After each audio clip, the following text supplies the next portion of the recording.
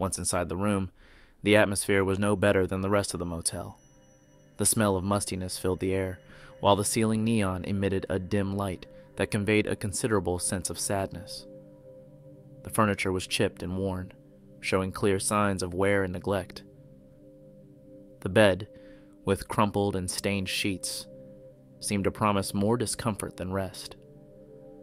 The walls were covered in cracked wallpaper that showed signs of age. There was no trace of comfort or welcome in that place, only a suffocating atmosphere that seemed to grip us in an invisible vice. I looked at my wife and children, trying to hide my concern behind a forced smile, saying to them, "Come on, it's just for tonight." After a while, we went to bed in an attempt to get some rest, although it was certainly not easy to find peace in that place. Strangely, after a while, we all fell asleep, tired and worn out from the day's events. However, about 2 hours later, I was awakened by some noises. I woke up abruptly, my heart pounding wildly in my chest. Suddenly, I felt a sense of panic when I realized that my wife and children were no longer in the bed next to me. I began to search frantically throughout the room, checking every corner, but there was no trace of them. I ran out of the room, shouting their names at the top of my lungs, hoping they would respond somewhere, but all I heard was the echo of my voice. I rushed to the reception, desperation painting my face as I asked the man behind the counter if he had seen my wife and children. His empty gaze stared at me expressionlessly as he slowly shook his head in denial. I didn't know what to do. My wife and children had disappeared into thin air, leaving no trace. Where could they have gone? Who could be responsible for such a thing? I can't describe in words how I felt at that moment. At that point, gripped by terror and despair, I grabbed the phone and immediately called the police. Fortunately, it wasn't long before a patrol car arrived at the motel. The officers entered the motel room with a determined air, ready to investigate. They asked me a series of questions, trying to reconstruct every detail of what had happened. When I had last seen them, if we had argued, if anything unusual had happened during the day.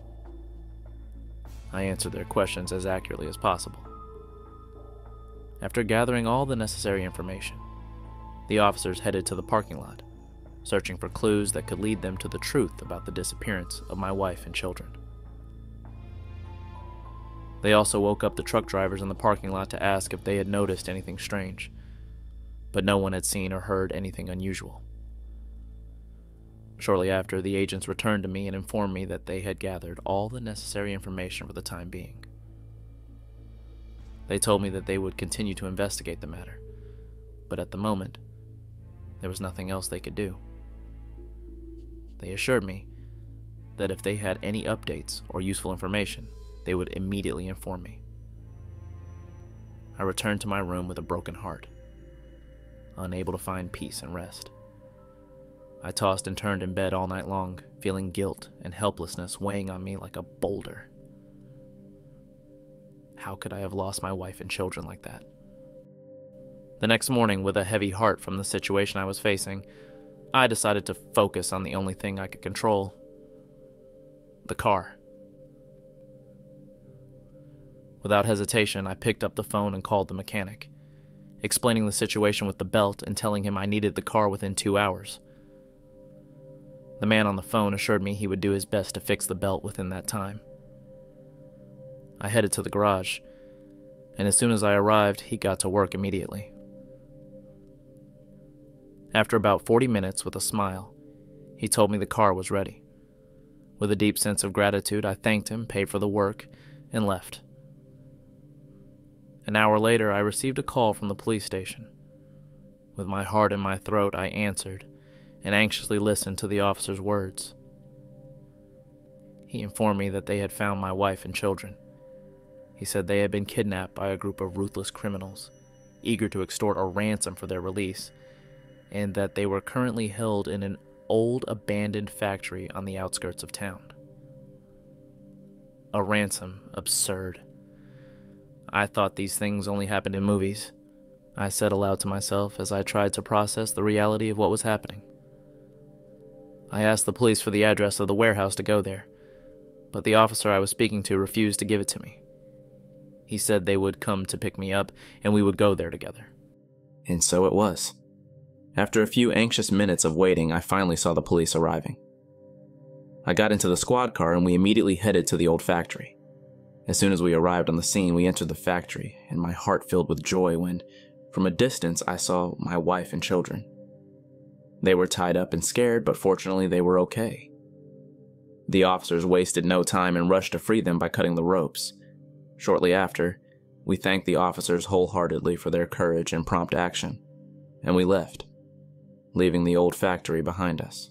Finally, we were all together again. After a few days, as we were continuing our journey, my phone rang. It was the police station. Without hesitation, I answered. The officer told me that a few hours earlier they had arrested those ruthless criminals who had kidnapped my wife and children, and we no longer had to worry about them being at large. A wave of relief and gratitude washed over me as I listened to the officer's words on the phone. Justice had been served. Finally, that story was over. Now, it was just an experience to forget. My family and I could continue our journey and live our lives in peace. After that ordeal, we learned to appreciate every single moment. We can only be grateful to still be all together, united, and stronger than ever.